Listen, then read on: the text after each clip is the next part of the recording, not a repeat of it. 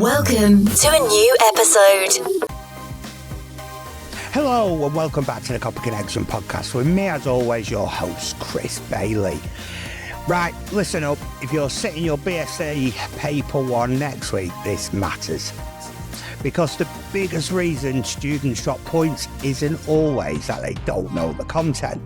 It's that they don't know how to give the examiner what they're looking for. You've revised, you've watched the videos, gone through the content and probably filled your phone with screenshots and notes. But revision and exam techniques are two completely different things.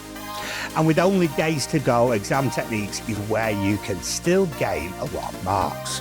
Today, these 5 mistakes that students make over and over again in BSc Core Paper 1 are going to be unpacked along with what to do instead. This is how examiners think, how to read questions properly, and how small habits can quietly add marks across the whole paper. So this isn't a revision lesson. Health and safety, sustainability, building technologies are being taught here today. If you want to go back and look at the episodes from them, please do. This is about turning what you already know in your head into marks on the page. So grab a pen, because there'll be a few moments in this episode where it helps to stop, think and jot something down. So, without further ado, let's get into this week's episode. Number 1, and this is a big one, ignoring the command word. Every question on paper 1 starts with a command word. State, list, describe, explain, outline, analyse, evaluate, assess and justify. These words aren't there just to make the sentences longer. They're telling you exactly how to answer. So let's break a few of them down. We have state and list, give short answers, precise facts, no explanation, no story. So an example of this would be state 2 personal protective equipment items used when drilling concrete. Your answer would be safety goggles and hearing protection. That's it, no waffle.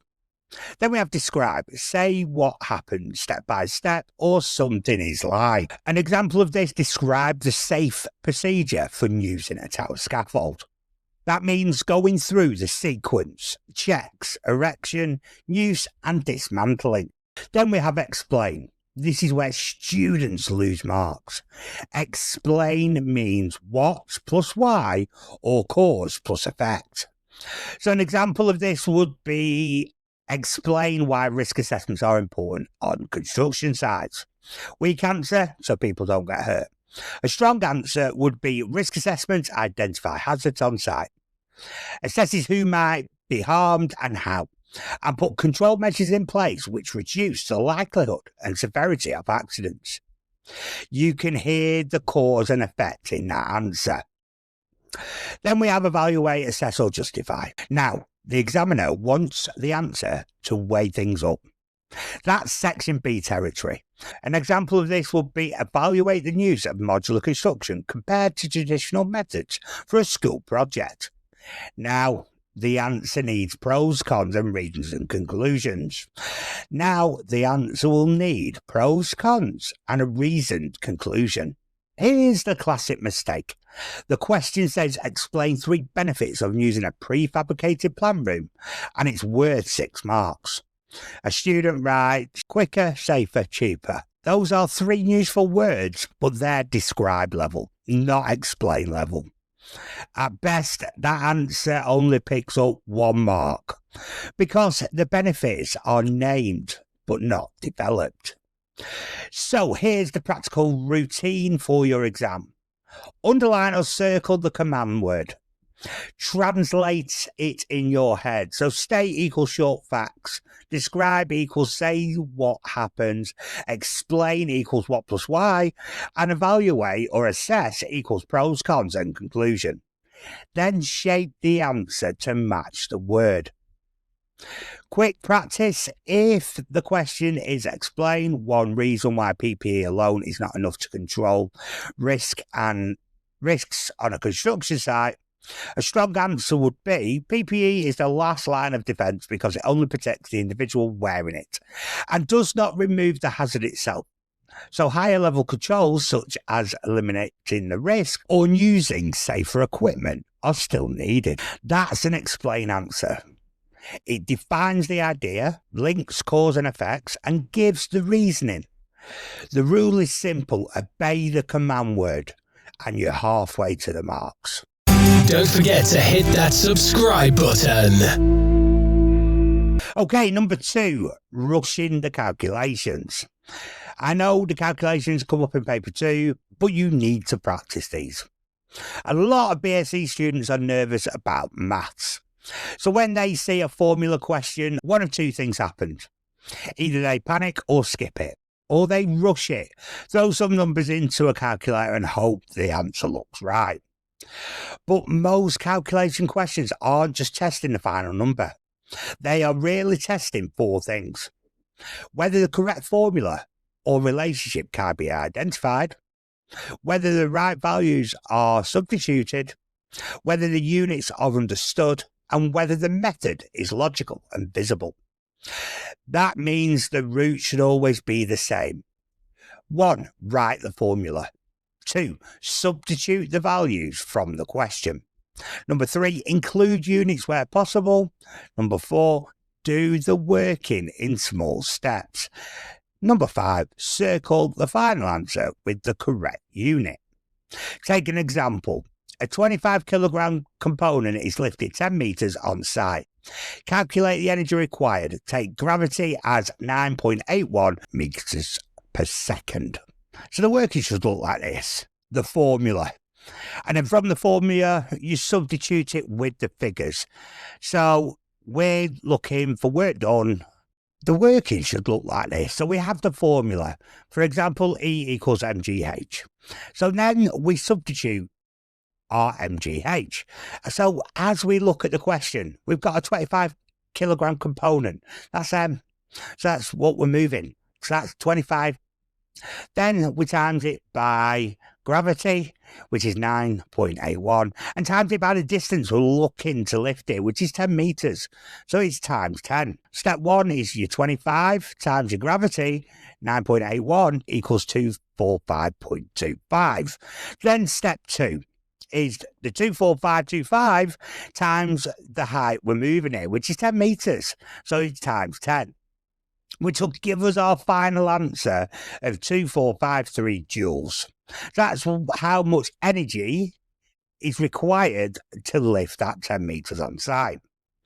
Even if there's a small calculator slip, marks can still be awarded for choosing the correct formula, selecting the right values, and using the correct unit.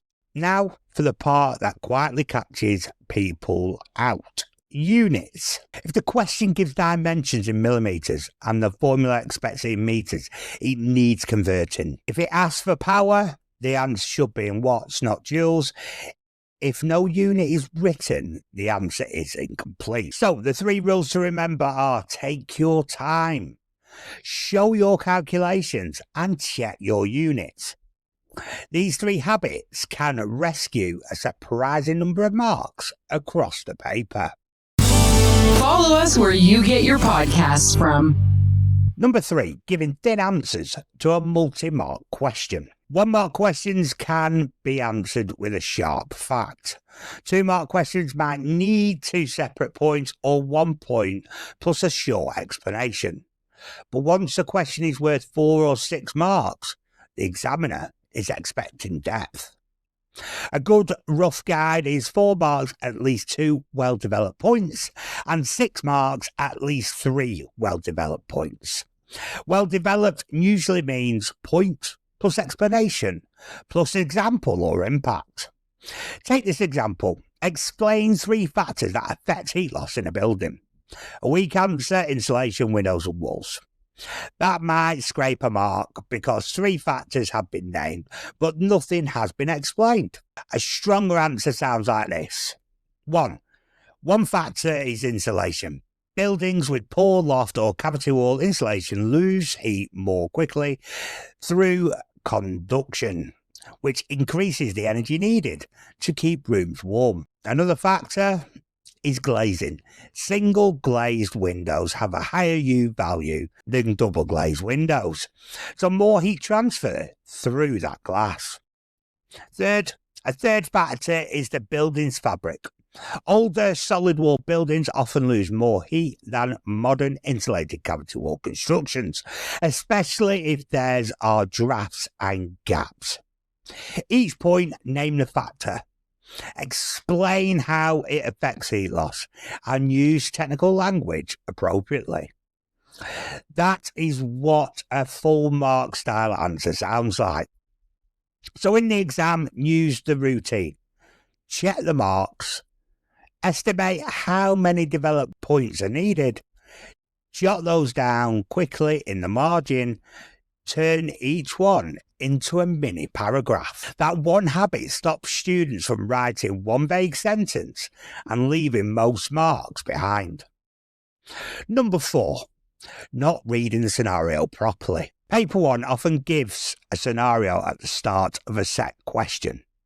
A type of building, a project brief, a set of limitations or details about age, location or construction. Then the question that follows are built around the scenario.